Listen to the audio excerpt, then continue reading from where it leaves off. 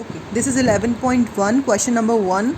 Draw a line segment of length 7.6 centimeter and divide it in the ratio 5:8. Measure the two parts. Now, in this question, we have to do the construction like this. इसको समझाने के लिए सबसे पहले हम क्या करते हैं, सबसे पहले हमें जिस लाइन को डिवाइड करना है वो लाइन है ए बी लाइन. ओके, अब इस ए बी लाइन को हमें डिवाइड करना है रेशियो में 5:8 रेशियो में डिवाइड करना है.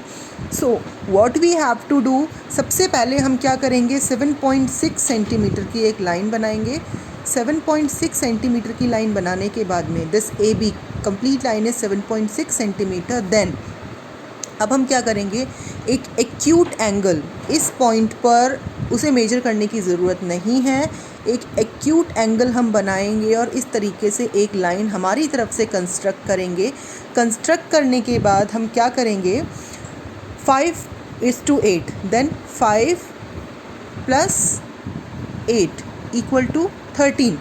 So we have to cut this line in 13 parts. So how can we cut?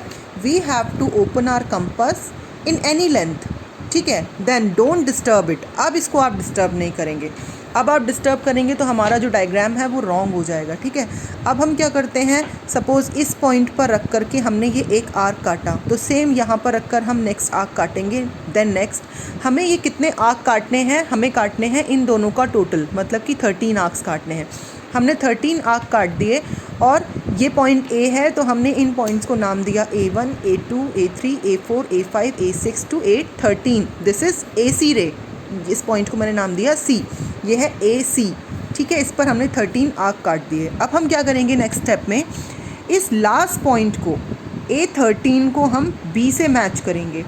ऐसा करने पर एक ट्राइंगल फॉर्म हो जाएगा. अब हम क्या करेंगे, हमें इस लाइन के पैरेलल यहाँ पर एक लाइन चाहिए क्योंकि हमें इसे 5:8 में कन्वर्ट करना है.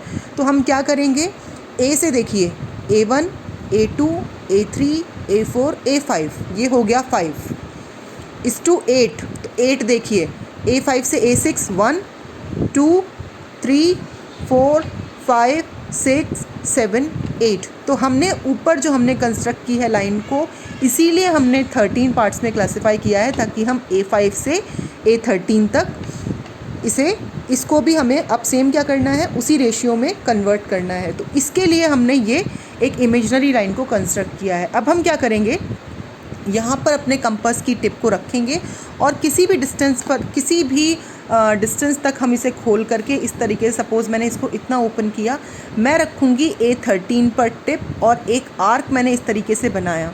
ठीक है, सेम A5 पर क्यों लिया, क्योंकि 5:8. तो A5 पर मैं रखूँगी और सेम वही आर्क मैं बनाऊँगी. अब हम क्या करेंगे, इस पॉइंट से, ये जो पॉइंट है यहाँ से यहाँ तक की डिस्टेंस को मेजर करेंगे. ठीक है, इस डिस्टेंस को मेजर करने के बाद मैं यहाँ पर रखकर सेम एक आर्क यहाँ पे हमने काट लिया. इस आर्क के कटने से क्या हुआ, इस आर्क के कटने से ये होगा कि हमें एक पॉइंट मिल गया कि हम इस A5 को इस लाइन पर कहाँ मिलाएं. तो अब हम क्या कर सकते हैं, इस लाइन को हम इस पॉइंट से गुजारते हुए इस लाइन को यहाँ पर मैच कर सकते हैं. तो क्या हुआ, हमें पहली बात तो इस लाइन से इस लाइन में 2 पैरेलल लाइंस मिल गई. ठीक है, और अब हमने क्या किया, इस कंप्लीट 7.6 को 5:8 के रेशियो में कन्वर्ट कर दिया. ये कंस्ट्रक्शन कंप्लीट हो चुका है. ये स्टेप्स ऑफ कंस्ट्रक्शन है, ये मैंने आपको क्लासरूम पर सेंड कर चुकी हूँ. अब इसका जस्टिफिकेशन देखते हैं, हम जस्टिफिकेशन किस तरीके से करेंगे. देखिए, जस्टिफिकेशन के लिए हम क्या करेंगे, suppose wait a minute, justification में आप देखें ये कंप्लीट ट्राइंगल है, इसके अंदर 2 पैरेलल लाइंस है. तो हम कह सकते हैं कि AP A5 is similar to A13. हम कह सकते हैं कि ये जो स्मॉल ट्राइंगल है ये इस कंप्लीट ट्राइंगल का क्या है, सिमिलर है. दोनों ट्राइंगल सिमिलर हैं. क्यों, because this side is parallel to this side. ये क्वेश्चंस हम ट्राइंगल चैप्टर में कर चुके हैं कि अगर किसी ट्राइंगल में दो इस तरीके से साइड्स पैरेलल होती हैं तो ये जो स्मॉल ट्राइंगल है ये कंप्लीट ट्राइंगल का क्या होता है, सिमिलर। तो सबसे पहले हम क्या लिखेंगे, PA5, आप देखो A5 ये रहा, PA5 इज़ पैरेलल टू,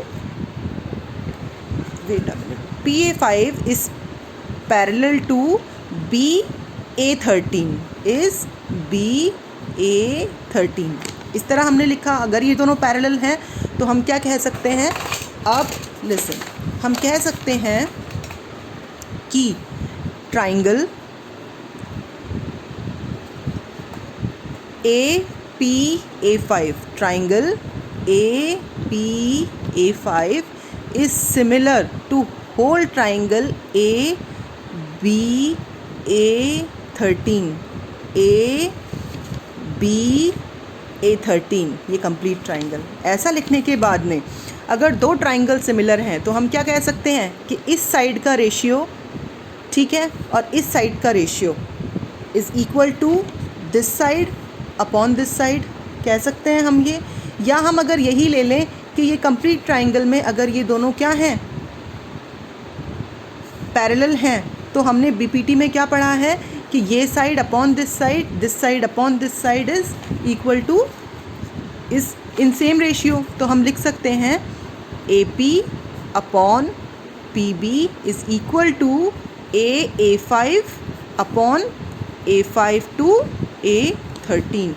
अब हमें पता है AA5 तक कितना है, 5, देखिए आप 1 2 3 4 5, ठीक है। और A5 टू A13 कितना है, A5 से शुरू हो रहा है, 1 2 3 4 5 6 7 8 अपॉन 8।